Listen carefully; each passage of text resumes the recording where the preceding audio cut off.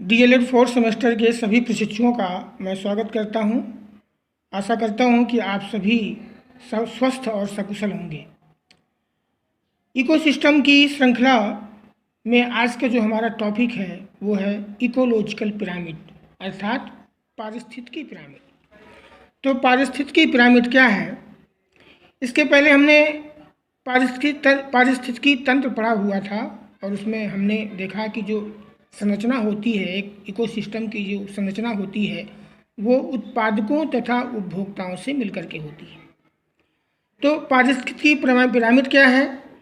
किसी भी पारिस्थितिकी तंत्र में उत्पादकों एवं विभिन्न श्रेणी के उपभोक्ताओं के जीव भार, संख्या तथा उनकी संचित ऊर्जा में परस्पर एक संबंध होता है। इन संबंधों को जब हम एक आलेख या चित्र के रूप में व्यक्त करते हैं तो इन्हें पारिस्थितिकी पिरामिड कहते हैं। पारिस्थितिकी पिरामिड का विचार सर्वप्रथम वैज्ञानिक चार्ल्स एल्टन ने 1927 में किया था। इसलिए पारिस्थितिकी पिरामिड को हम एल्टोनियन पिरामिड भी कहते हैं। अब हम बात करते हैं टाइप्स ऑफ पिरामिड के प्रकार। तो पिरामिड निम्नलिखित 3 प्रकार के होते हैं। पहला होता है संख्या का पिरामिड, दूसरा होता है जीव भार का पिरामिड और तीसरा है ऊर्जा का पिरामिड। तो पहला है संख्या का पिरामिड। संख्या का पिरामिड समझने से पहले हम एक बार फिर से दोहरा देते हैं कि आप जानते हैं कि एक इकोसिस्टम के अंतर्गत कई सारे पोषण स्तर प्राप्त होते हैं। मैंने आपको बताया भी था पिछले वीडियो में कि उत्पादक, उपभोक्ता, प्राथमिक, द्वितीयक, तृतीयक और उसके बाद अपघटक, ये मिलकर के सभी एक पोषण स्तर का निर्माण करते हैं और उस पोषण स्तर में विभिन्न प्रकार के जो जीव हैं उनकी संख्या, उनका भार और उस पोषण स्तर में जो ऊर्जा का स्थानांतरण होता है, यानी उसमें संचित ऊर्जा, इन सभी के बीच में एक संबंध होता है। और इन संबंध को जब हम आलेख के रूप में या चित्र के रूप में व्यक्त करते हैं तो इसे हम पारिस्थितिकी पिरामिड कहते हैं। तो आशा करता हूँ आपको समझ में आ गया होगा। अब हम संख्या पिरामिड क्या होता है ये जानेंगे। तो संख्या पिरामिड के अंतर्गत उत्पादकों तथा विभिन्न श्रेणी के उपभोक्ताओं की संख्या को प्रदर्शित करते हैं। इस पिरामिड के अंतर्गत हम किसी भी पारिस्थितिकी तंत्र में जो भी उत्पादक या विभिन्न श्रेणी के जो उपभोक्ता होते हैं उनकी संख्या को प्रदर्शित किया जाता है। और एक चीज़ आपको और ध्यान रखनी है, संख्या का पिरामिड सीधा तथा उल्टा दोनों प्रकार से बनता है। अगर एक हम घास पारितंत्र का पिरामिड अगर हम बनाएंगे तो सीधा बनेगा, जबकि एक पेड़ पारितंत्र का पिरामिड अगर हम बनाएं तो उल्टा बनेगा। तो हम चित्र के अनुसार देखेंगे।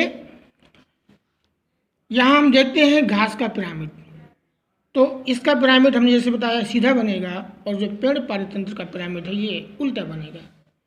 तो यहाँ पे हम देख रहे हैं कि जैसे जैसे हम ऊपर की ओर बढ़ते हैं इस पिरामिड में, जैसे जैसे हम ऊपर की ओर जाते हैं तो संख्या, जीवधारियों की जो संख्या है वो कम होती चली जाती है।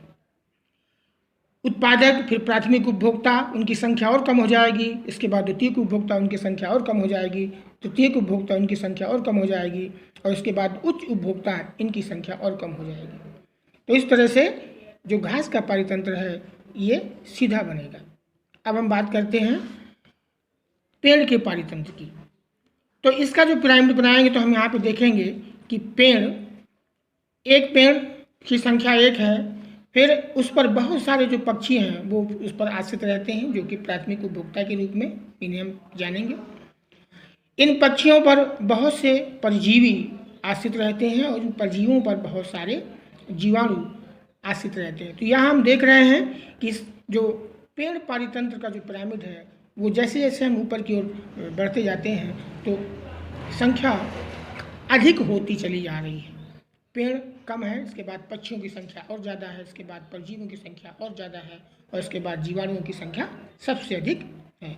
तो इस प्रकार एक जो संख्या का पिरामिड बनता है वो उल्टा या सीधा दोनों प्रकार से बनता है।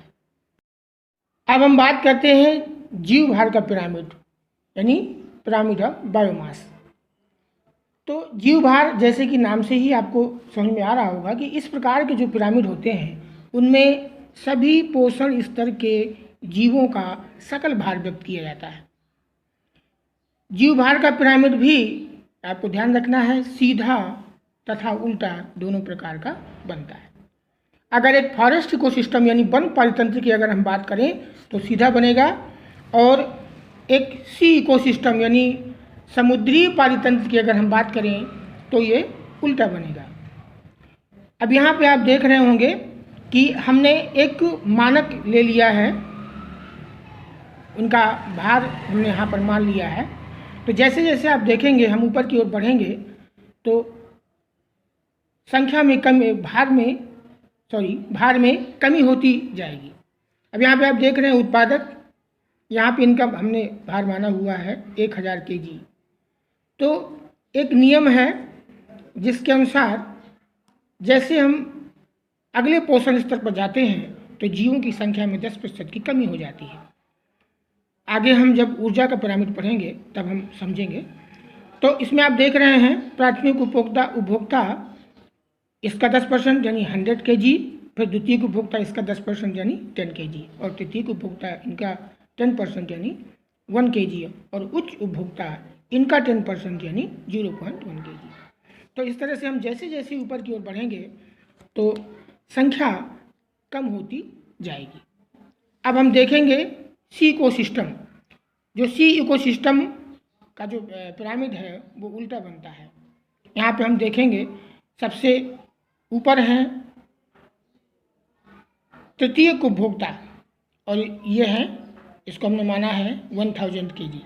तो जैसे जैसे हम नीचे की ओर आएंगे तो हम देखेंगे द्वितीय उपभोक्ता इसका 10% यानी 100 kg, प्राथमिक उपभोक्ता इसका 10% यानी 10 kg, और जो उत्पादक हैं इसका 10% यानी 1 kg हो जाएगा।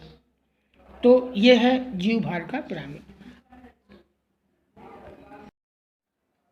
अगला है ऊर्जा का पिरामिड, यानी पिरामिड ऑफ एनर्जी।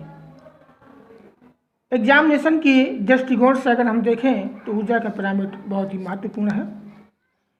ऊर्जा पिरामिड के अंतर्गत उत्पादकों तथा विभिन्न श्रेणी के उपभोक्ताओं की संचित ऊर्जा को व्यक्त किया जाता है।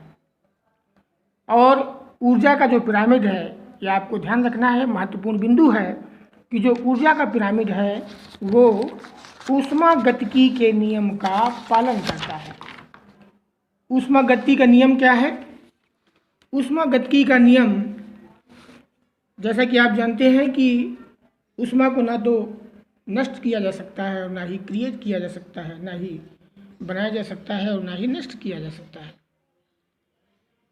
और ऊर्जा का जो पिरामिड है, ये आपको ध्यान रखना है, सदैव हमेशा सीधा बनता है। प्रसिद्ध वैज्ञानिक रेमंड लिंडमान ने ऊर्जा प्रवाह या ऊर्जा स्थानांतरण का 10% का नियम दिया था, जैसे हमने अभी संख्या के पिरामिड में बात की थी। तो ऊर्जा स्थानांतरण के लिए जो लिंडमान है, इन्होंने एक नियम दिया था ऊर्जा का 10%। इनका कहना ये था कि एक पोषण स्तर से जब ऊर्जा अगले पोषण स्तर में स्थानांतरित होती है तो पहले संचित ऊर्जा का 10% ही अगले पोषण स्तर पर पहुंचती है। इसी को रेमंड का 10% का नियम भी कहा जाता है। तो आप यहाँ पे देख रहे होंगे, और आपको ये भी ध्यान रखना है कि जो ऊर्जा का पिरामिड है सदैव सीधा बनता है, हमेशा सीधा बनता है। तो यहाँ पे आप देख रहे होंगे हमने मान लिया है कि जैसे उत्पादक हैं तो उत्पादकों की जो संचित एनर्जी है, संचित ऊर्जा जो है वो 1000 किलो कैलोरी है, और जब यही ऊर्जा प्राथमिक उपभोक्ताओं को मिलेगी तो इसका 10% ही मिलेगी, यानी 100 किलो कैलोरी। फिर और आगे बढ़ेंगे द्वितीयक उपभोक्ता, तो इनका 10% यानी 10 किलो कैलोरी, और सबसे ऊपर जब हम तृतीयक उपभोक्ता तक पहुंचेंगे तो हम देखेंगे इसका फिर 10% जो है यहाँ पहुंचेगी, यानी कि 1 किलो कैलोरी या 1 किलो कैलोरी। तो कहने का अर्थ ये है कि जैसे जैसे हम आगे अगले पोषण स्तरों पर पहुंचते जाएंगे तो ऊर्जा जो है एक स्तर से अगले स्तर में जब जाएगी तो 10% ही जाएगी, क्योंकि ऊर्जा को ना तो क्रिएट कर सकते हैं ना ही डिस्ट्रॉय कर सकते हैं। और 10% ऊर्जा अगले स्तर पर जाएगी, लेकिन जो 90% ऊर्जा होगी वो ऊष्मा के लिए अन्य रूप में बदल करके और वो किसी न किसी रूप में बदल जाएगी और उसका कहीं न कहीं उपयोग हो जाएगा। तो पिरामिड के अंतर्गत पिरामिड क्या है, पिरामिड कितने प्रकार के होते हैं और कौन कौन से हैं पिरामिड, ये आपने समझा। आशा करता हूँ कि आप सभी को समझ में आ गया होगा।